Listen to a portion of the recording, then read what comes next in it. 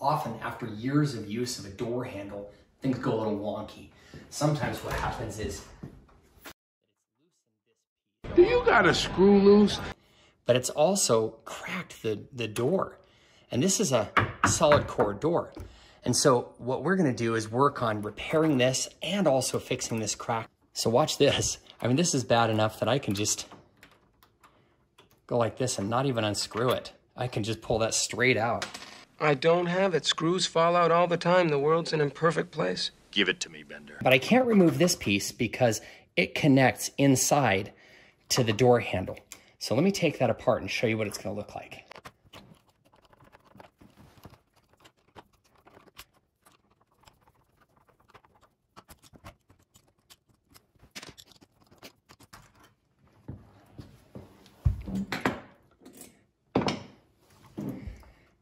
Now I'm going to show you. Those are long screws that have to go a distance there to get inside and reach to this horizontal piece. And then on the other side is your door handle that you turn. And when you turn that, it turns this mechanism to open. So now that we can remove both of those, I can easily pull this out. All right, let's assess the damage and see what things are looking like. Man, look at that. It's totally disintegrated, this piece in here. And that piece right there is just blasted too. So how are you gonna be able to get a screw to hold in there when I can see right through it? I mean, it's just destroyed. We have a screw that goes right here, and parallel with that, we have a screw that goes in right here. In addition, if you go up, there's a parallel screw here and a parallel screw there. That begins to weaken the wood. You can see that crack that actually follows the line of where the screws have gone in.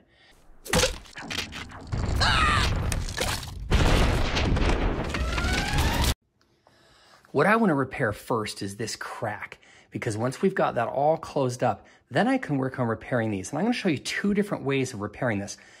You'll see that this one is a simple hole that can be repaired pretty easily. This one's missing material, and that's going to be a little harder. So I'll show you a way that we can fill that in and still give it some grip, some teeth, some place for the teeth of the screw to bind in there. First thing you want to do is this. We're going to put a little piece of cardboard here to protect this from any damage. Then I'm going to get a longer screwdriver that gives me some leverage so that I can bend on it. And I actually want to open that up a little bit. See how that opens that crack up just a bit? What I'm going to do here is I'm going to have a tough time getting glue or wood glue in here because it's pretty thick. And we're not going to be able to pry that in there. So don't be afraid to even use Easy glue, strong enough to hold this man suspended in midair. Bonds almost anything. All right. So we're going to pry that open, give it a good opening there, and I'm going to start to apply some of this.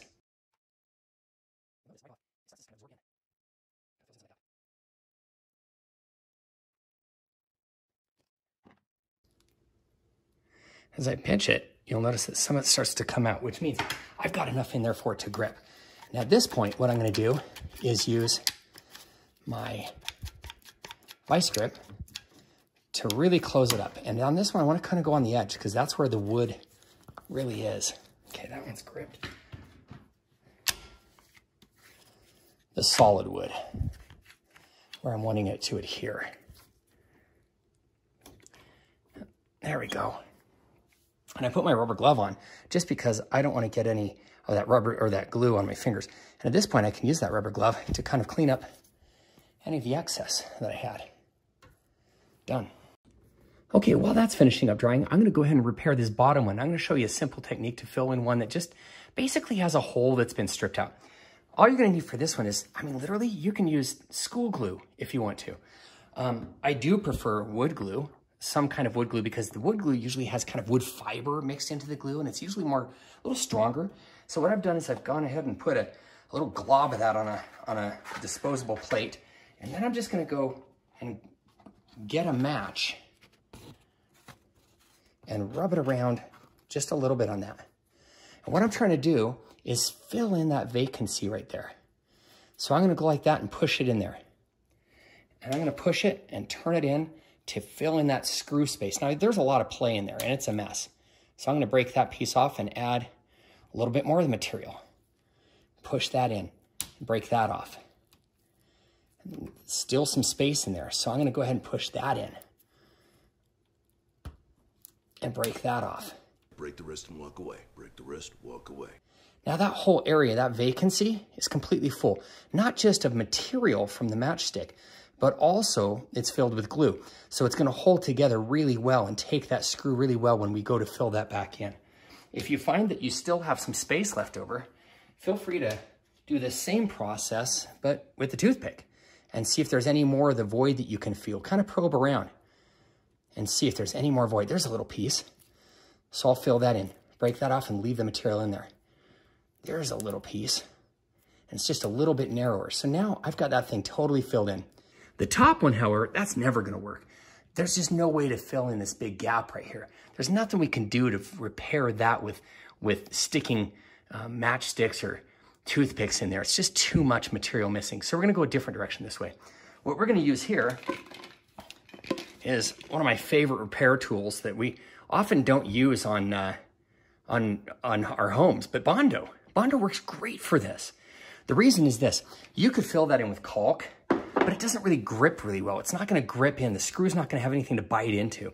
You could fill this in with plaster or like vinyl spack or something, but that dries so dry that after hitting and jarring after a period of time, you'll feel it all flake out. And it'll just leave a void there again. It won't stick to it. What you need is something that's gonna fill that, not expand, not shrink, and that it's also going to give you something to bite into. And it flexes a little bit. It's got a little bit of give, so every time the door shuts, it's gonna just be malleable. I love Bondo when it comes to repairing home stuff. Again, because of the fact that it's easy to work with, it's flexible. It dries very quickly because it's a chemical reaction. It's not air dried. And the other part is that it's really easy to work with. You can cut it and trim it well as sand it really easily. So it's faster work time, easier cleanability. It's resilient and takes the shock of doors and so forth. So let me show you how to use Bondo. And Bondo is the name brand, but there's also all sorts of brands you can find, or different brands to work with. It's not gonna take a lot. You saw the size of that hole in there. It's not very big. And so I'm gonna go ahead and put some of the gray portion on there. And then this is the hardener. Now you'll notice that when you get a can of this, it's a huge can and a small tube of hardener. These are not meant to be equal parts, not by any means. The more hardener you put in, the quicker this will dry. So literally with something that small, I'm gonna take something even less than the size of a pea, just like that. Just on the side, whoops, just like that, just a tiny bit. And that's gonna be enough for me to mix together. And you really wanna mix this thoroughly. Make sure that it's all mixed together, that there's no gray spreading in between, that it becomes a kind of a homogeneous color, that all that is mixed in, that I'm not seeing striations of pink and I'm not seeing striations of gray, but it's all mixed together. You'll notice I'm using kind of just a disposable knife, makes it really easy. That's it. That's it right there. And don't be afraid to work with this with your hand. That's why I've got a glove on. All right, it's this simple. I'm just gonna grab some of this right off the plate with my finger, and I'm just gonna squeeze it in there. That's it.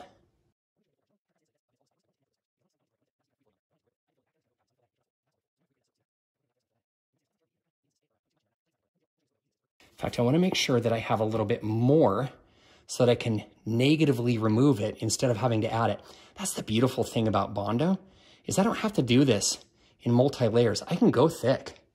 Okay, that's it.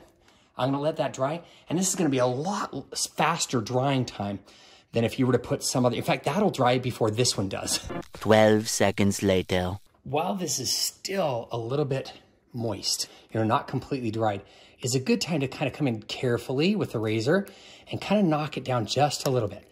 You wanna take off any of those, big edges or big protrusions or whatever the case may be.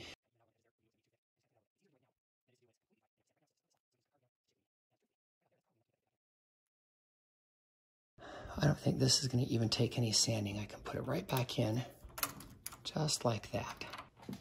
So you can use a power screwdriver to put this back in. But you gotta be careful.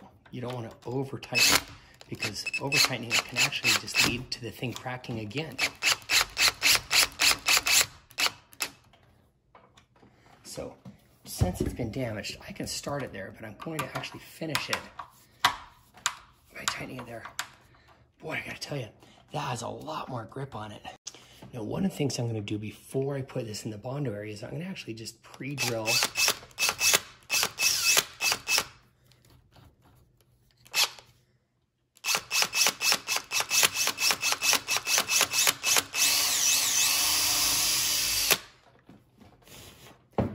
a little bit of a hole. That way, that'll give something for this to guide through to make sure that it doesn't spread back out past its borders here. So here we go. See, it's gripping really well. It's got something to hold on to.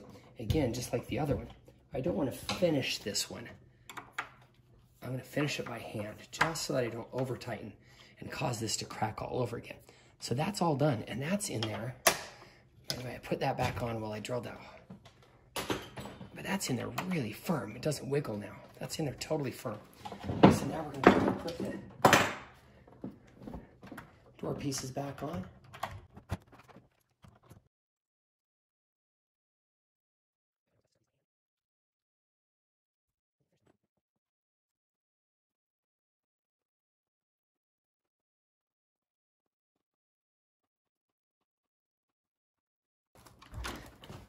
And you make sure that this part is tight on both sides, but not over tight.